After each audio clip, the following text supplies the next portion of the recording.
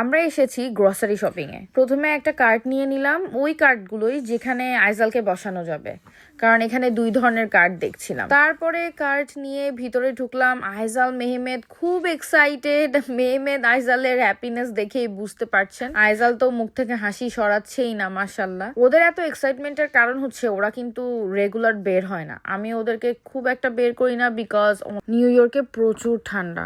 এখন যে ঠান্ডা নেই ব্যাপারটা তা না, এখন আর ওয়েদার খুবই বাজে। এই বাজে ওয়েদারের কারণে অলরেডি শাওন অনেক অসুস্থ হয়ে গিয়েছে। তো এখান থেকে আমি চ্যাপা শুটকি নিয়ে নিয়েছি, কারণ চ্যাপা শুটকির ভর্তা খেতে ইচ্ছে করছে বেশ কিছুদিন ধরে। তারপরে খুঁজছিলাম কোনো আচার পাই কিনা। না, যে যে আচার এখানে আছে এগুলো সবগুলো বাসায় অলরেডি আছে, তাই আর নেইনি। শাওন মরিচ নিচ্ছিল, তো ওকে আমিও একটু হেল্প করলাম।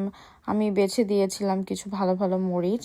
আমি বাজার তেমন করতে পারি না, তবে টুকটাক এখন একটু একটু করে শিখছি আর কি। আইজালের কোলের উপরে এই বক্সটা হচ্ছে টোস্টেড ওটসের সিরিয়াল।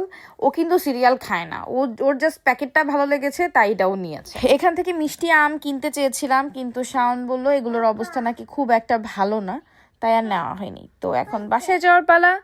আজকের ব্লগ এইটুকুই। কেমন লেগেছে জানাবেন, আর আমার পেজে ফলো দিবেন, শেয়ার দিবেন, লাইক কমেন্ট করবেন। আল্লাহ হাফেজ।